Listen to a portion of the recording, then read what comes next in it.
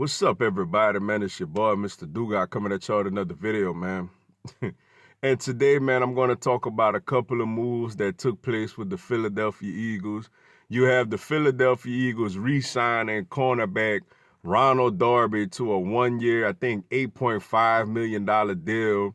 And you also have the Philadelphia Eagles signing Andrew Sendejo to a one-year contract. And you also have defensive tackle Haloti Ngata announcing his retirement today after a 12-year career.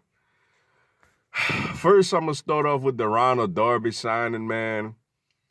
I know there's this saying you can never have enough cornerbacks in today's NFL, especially with all the quarterbacks slinging the ball all over the field and stuff like that.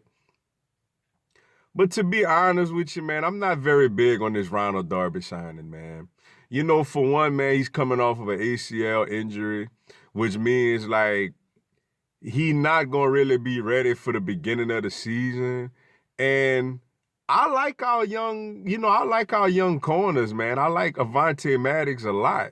You know, this jury is still out on Sidney Jones, man. Like, I think he's very talented. I think he's gonna be good, but he gotta stay healthy also. You know what I'm saying?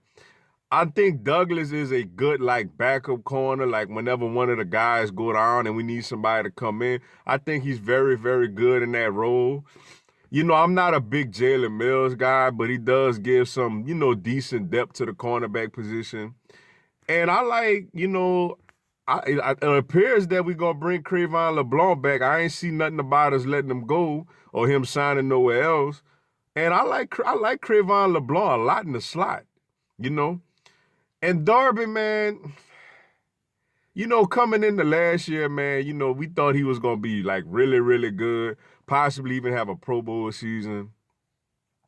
He had a good first game against the Atlanta Falcons. He actually was responsible for pushing Julio Jones out of bounds on the last play. But then after that, man, he didn't really make much of an impact, man. He's not a good tackler. You know what I'm saying? He's not good in press man coverage. You know, the thing that he's the best at, is drag coverage. It's like basically running with receivers. You know, he doesn't have elite ball skills, as it's so many interceptions that he could have had that he just didn't catch. You know, and like I said, he's not much of a tackler. His biggest attribute is his speed, which, running with receivers is not getting beat deep, being hip to hip with the receivers. But, coming off of an ACL injury in his first year, that may not be his strong suit, at least early on, with all the cutting and running that he has to do, at that position. And the thing that kind of bothers me more than anything about this deal is the fact that we gave him $8.5 million, which means Mark Ingram signed for $5 million in Baltimore. Tevin Coleman signed for $5 million in San Francisco. Basically, we still don't have a running back. Now, I don't know if Howie is going to pull something out of his hat and then we be like, oh, okay, Howie, we got you. Oh, that's what you was going to do. Or if we're going to look at Howie like, man, I can't believe you didn't get us a running back. Now, the one thing where I'm going to give him a little bit of the benefit of the doubt is before the Super Bowl season, we pretty much was in the same position where we needed a running back, coming off of Ryan Matthews. And we didn't even really draft one in the draft like that. I think we had took Donnell Pumphrey in the fourth round, and we all know he ended up being a bust. But, after the draft, we like, man, we still ain't had a running back. So then you look again. After the draft, we went out there and we signed LaGarette Blount, who LaGarette Blount is out there right now, by the way. And during the season, we got an undrafted rookie in Corey Clement who came in and did a solid job. Wendell Smallwood had his moments. That's what it is with Wendell, man. You're going to get a moment here and there, but you're never going to get real consistency out of him. Then, during the year, he made a big trade and traded for Jay Ajayi, and that solidified our running game with Jay Ajayi, LaGarette Blount, Corey Clement, after Darren Sproles got injured. We even threw Kenyon Barner out there a time or two. And obviously we went on and we won the Super Bowls. We had a really good, strong running game. Now, I don't know if he's looking at Blount again. I don't know if he's really interested in the running backs in the draft. You know, there was reports that we was actually talking to the San Francisco 49ers about possibly trading for either Jerick McKinnon or Matt Breida. We could really use one of those, a running back, man.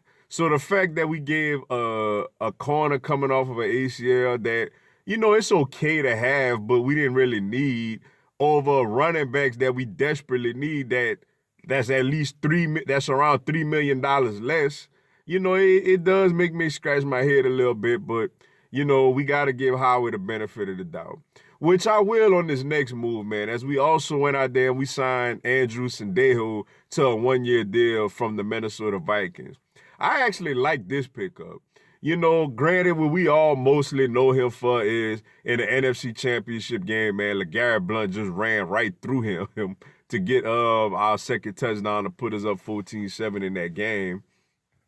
But, you know, I remember watching them the week before when they played the New Orleans Saints. He had a very athletic interception against Drew Brees.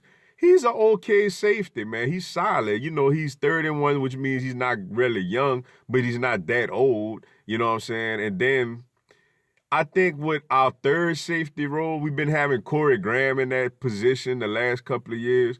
You know, the year before last, I actually think he did okay.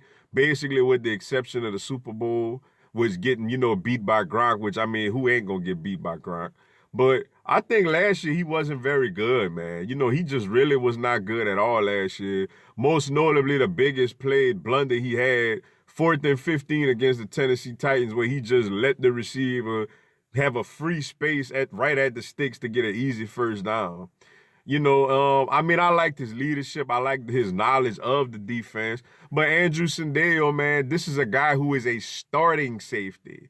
Coming in and he's expected to be your third safety, you know, playing, you know, when we like to put Malcolm Jenkins down there in the box and Rodney McLeod back there and in the back. And Sendejo to go back there with him so Jenkins could do what he do best, which is roaming around, basically playing like a linebacker. You know, I like this move, man. I think, you know, he was injured last year. He had a growing injury. We'll put him on injury reserve after like I think 4 or 5 games, you know, into the season. But for him to come in and be our number 3 safety in the Corey Graham role of the defense, I really, really like this signing by Howie Roseman, man. I think this is a pretty good pickup, man, to make our defense a little stronger. And then, last but not least, you also have Haloti Ngata announcing his retirement today, a 12-year veteran who was taken with the 12th overall pick by the Baltimore Ravens in 2006. Obviously, we got him at the very, very twilight of his career. You know, he didn't do too much for us last year, you know. But, you know, congrats on him, man. He had a solid career. You know, he's a Super Bowl champion. He won the Super Bowl with the Baltimore Ravens. He was a very, very big run stuffer. You know, he basically had big shoes to fill when he was in Baltimore, you know, following behind Tony Siragusa, you know, and that legendary defense they had in the 2000-2001 season, of course, with Ray Lewis in his prime, you know, Rod Woodson. I think it was Samari Rolle back there. You know, Jamie Sharper, man, that defense that's the best defense I've seen in my lifetime. You know what I'm saying? But you know, shout out to Haloti Ngata, man, on a very, very solid career. You know, then after Baltimore, he went to the Detroit Lions for a little while, you know. You know, when he left Baltimore, he kind of was on the downside of his career. You know, it wasn't really much you could expect out of him after that. But nevertheless, man, really good career. You know, shout out to him. It was good to have him part of our team last year. You know, just to have a veteran leader, man, in there with some Super Bowl experience coming into this locker room, similar to what we got with Malik Jackson coming into the locker room this year. But granted, Malik could still play a little bit and still relatively in his prime. But, you know, shout out to Haloti Ngata, man. Tip my cap to him, man. You know, really, really good career, man, at the D-tackle position, yo. But with that being said, man, that's all I got for y'all tonight. Appreciate y'all checking out the video.